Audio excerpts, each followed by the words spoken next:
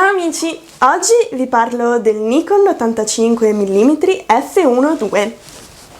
Ma mi rubi il mestiere, scusa, sai, pussa via, che ne parliamo dopo. Ma guarda te. Era da tempo che lo aspettavo, sì, aspettavo proprio Nikon al varco dei superluminosi. Ha presentato il 50 mm f1.2 e ora è arrivato anche l'85 f1.2. E io ho alte aspettative, anzi altissime, perché comunque lavorando anche con l'altro brand, ormai sapete che c'è questo duopolio Canon e Nikon, Canon ha già sfornato da tempo l'RF 50-1.2 e l'RF 85-1.2, come sapete, nella duplice versione.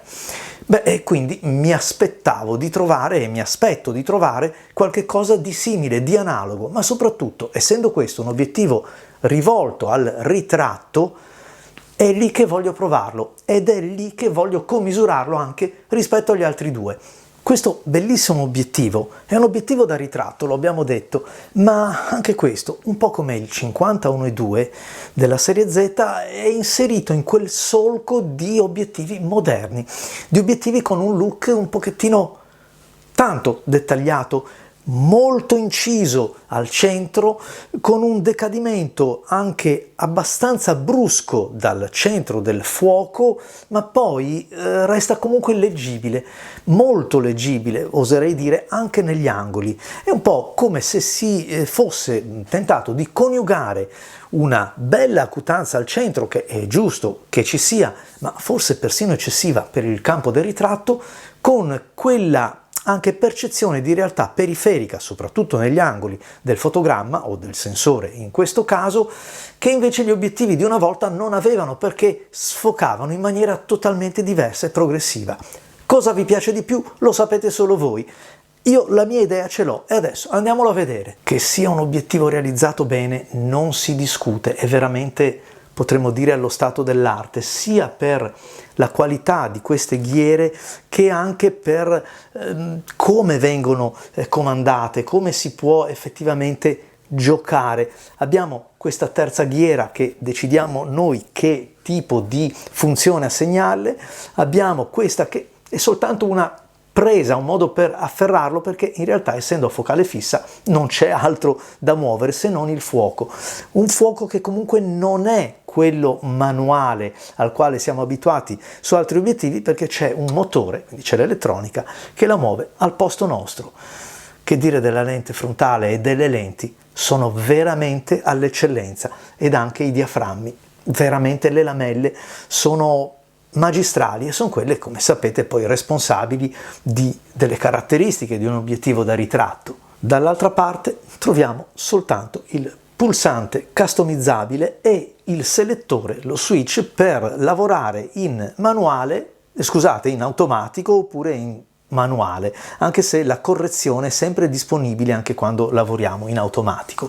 Un obiettivo massiccio, pesante, con questo collo, con questo collare che si attacca alla camera e, devo dire, sposta un pochettino il peso in avanti, quindi l'handling di questo obiettivo forse non è dei migliori. E in effetti, se devo paragonarlo all'RF della Canon dal punto di vista della sua struttura, questo sporge un po' di più, è un po' più lungo, questione di un paio di centimetri, però si avverte. Lavorare con l'altro, con l'RF Canon 85, è un pochettino più agevole.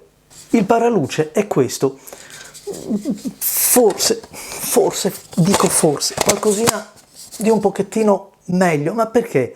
Non perché non faccia il suo lavoro, tutt'altro, ed è anche leggero. E allora i soliti incontentabili, perché quando vado ad appoggiarlo sembra un po' un giocattolo, poi invece si fissa bene.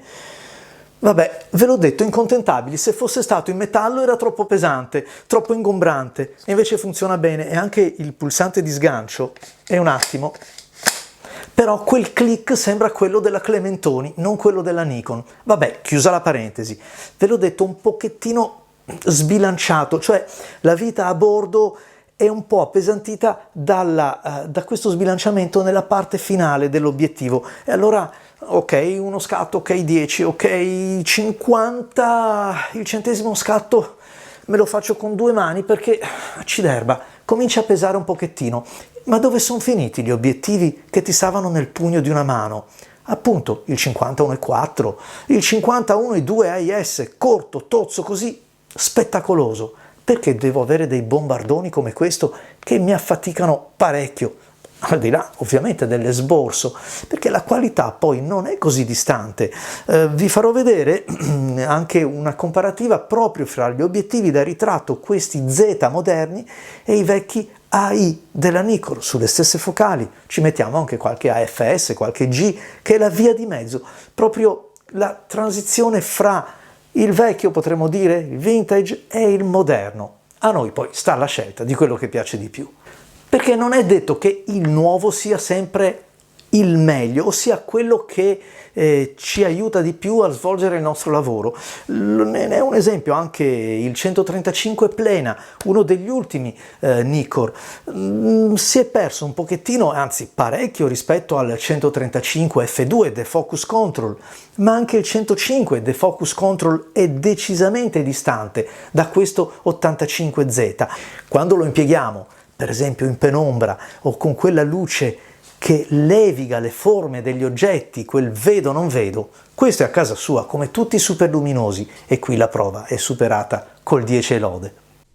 Di questo 85 mm non si può parlare male, anzi è un ottimo obiettivo al pari del 135 Plena, ma come ho detto all'inizio è un po' instradato in quella scuola di pensiero che sta dominando gli obiettivi da ritratto contemporanei. Stessa sorte infatti anche il 135 mm Canon, l'F1.8 della serie RF. Più nitido, più veloce, più risolvente al centro, ma purtroppo anche ai bordi, e facendo perdere quel risultato dal punto di vista dello sfocato generale, sottraendo quella caduta di acutanza, legacy bokeh, che dovrebbe essere al contrario il tratto saliente di questo tipo di obiettivi. Per non parlare, scusate se apro questa parentesi, dell'85 RF Canon, al quale, come vi ho già raccontato, è stato addirittura aggiunto un elemento ottico di disturbo, vale a dire una lente che sottrae nitidezza nella versione DS, per compensare questo tipo di iperdettaglio che non giova comunque al ritratto, ce lo fanno anche pagare. Bellissimi colori, bella la resa plastica nel momento in cui vado anche a centrare quella distanza di lavoro. E a proposito di distanza di lavoro, similmente al 50 mm Z f1.2 manca una staffa per appoggiarlo, che so, su un monopiede, per appoggiarlo anche sul cavalletto quando volessi ritrarre qualcosa di diverso, cioè di un soggetto statico. Stiamo parlando di obiettivi molto pesanti, ingombranti, estesi anche in lunghezza, e quindi un appoggio in più non mi sarebbe dispiaciuto, anche se è vero che il ritratto, soprattutto quello dinamico, ancora a maggior ragione nella cerimonia eccetera, si fa a mano libera, però questi pesano, sono molto lontani dai cinquantini e dagli 85 che si producevano molti anni fa. Praticamente c'è tutto quello che deve esserci in un obiettivo come questo: una velocità nell'autofocus, una reattività, ma anche una precisione, ricchissimo di dettaglio. Rispetto per esempio alla concorrenza, trovo che i colori siano leggermente più saturi, soprattutto quando andiamo a incontrare azzurri e rossi, un pochettino invece più naturali, ma senza dubbio può dipendere dal sensore, per altri brand, mi viene in mente Canon e Sony in primis. Qui abbiamo invece un esempio di quello che è la resa del fuorifuoco, i circoli di confusione, le luci puntiforme rese da questo obiettivo. Come potete vedere, stiamo parlando di un'eccellenza, un cerchio quasi perfetto, molto gradevole, bello in poche parole. Se da una parte mi lamento perché per il ritratto è un po' troppo schietto, un po' troppo dettagliato, è anche vero che nel momento in cui lo metto alla prova in altri ambiti, come quello per esempio del paesaggio, cioè nella luce diurna per esempio, e quindi con elementi anche ad una distanza di lavoro diversa, qua c'è uno stacco eclatante rispetto, che so, all'85 AIS 1.4, all'85G 1.4.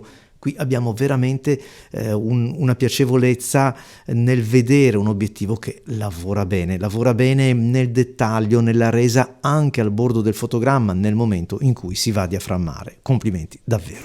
Prima di raccontarvi qualcos'altro, lasciatemi dire un grazie a RCE Foto Livorno, a Luca e Gabriele, che si sono messi in casa anche un obiettivo come questo, un obiettivo che così ho testato proprio per raccontare la mia esperienza, sperando che sia di aiuto. E sapete che RCE Foto è il più grande mercato di articoli fotografici usati ma garantiti che abbiamo in Italia. E allora grazie ancora, e torniamo un pochettino su questo. In genere un obiettivo, quando è realizzato bene, si presta un po' in tutte le salse. Mi viene in mente l'80 Planner della Hasselblad, ci fai il paesaggio, ci fai il ritratto, ci fai l'oggetto, ci fai quello che vuoi. In un certo senso la lente è così bella e piacevole che riusciamo a farci entrare di tutto. Vale per alcuni Sumilux della Leica, vale per gli Schneider grande formato, per gli Xenotar per esempio da medio formato, cioè quegli obiettivi con i quali potresti farci davvero tutto. Ci sono anche obiettivi moderni che incarnano un pochettino questa dimensione fotografica. Mi aspettavo e mi aspetto da un obiettivo così costoso questo tipo di esperienza, che però non è pervenuta del tutto. In un certo senso è focalizzata su quello per il quale nasce, per lo scopo principale per il quale è progettato l'obiettivo. Per me è un po' poco, è un po' limitante, vale a dire che mi sarei aspettato di poter riprendere, che so, dei fiori, anche un pochettino in maniera ravvicinata, ma è vero, il rapporto di riproduzione qui sappiamo che è quello, poco male, ci metto un anello distanziale. Non è la stessa cosa, non performa come nel suo ambito. Insomma, non mi ha convinto appieno al pari del fratello 50 mm f1.2, anche perché, ve l'ho detto prima, il peso e l'ingombro gioca anche lì il suo peso, è il caso di dirlo, e cioè in tutta l'equazione stiamo parlando di obiettivi pesanti e massicci. Forse si può fare qualcosa di altrettanto valido contenendo un pochettino gli elementi. Lo so che il vetro deve fare il suo lavoro e serve una ampia superficie per far entrare la luce, sono il primo a sostenerlo, però mi sembra che ci stiamo addentrando verso questo tipo di ingegneria quando 50 anni fa si facevano le stesse cose con una compattezza totalmente diversa e il risultato, credo, sia sotto gli occhi di tutti. Tanto il Nikon quanto il Canon sono inseriti in questo look degli anni 20, ovviamente 2020, colori sgargianti, anche un po' eccessivi forse per il ritratto, ma è anche vero che dipende molto dal sensore. Per esempio, questo stesso obiettivo provato su una camera diversa, su una Z50, offre comunque dei risultati diversi. Ma in definitiva lo consiglio? Oppure chi ha voglia di comprarlo spende bene i suoi soldi? Beh, assolutamente sì. Però sono sempre a ricordarvi di guardarvi anche intorno. Perché? Perché spendendo molto meno posso portare a casa un 105 mm 1.4, lo so, l'attacco è quello AFS, però c'è anche un ottimo anello FTZ che pareggia i conti. Il look è diverso, posso montarci degli obiettivi AIS, posso montarci anche un 85 mm 1.8, non fa la stessa cosa, ma se il vostro mondo non è quello prettamente del ritratto, non vi sentirete orfani di questo. Questo fa leccare i baffi, fa scendere anche un po' di bava alla bocca quando c'è un fuorifuoco, come avete visto per esempio con quei cerchi perfetti che però mi sembrano quasi più indirizzati verso il comparto video che quello fotografico. E allora ancora una volta mi domando se questi nuovi obiettivi siano più canalizzati verso il comparto video. Ancora uno spunto di riflessione, e cioè se a me piace il ritratto in studio, quello di un certo tipo, forse posso anche risparmiare qualcosa ed ottenere un'immagine più prossima ai miei desideri. Ok amici, grazie a voi tutti, vi aspetto ai prossimi video, ma vi invito a vedere, giusto per avere un riferimento, il 50 mm ZF1.2 e il 105 AFS 1.4, quello davvero un bell'obiettivo.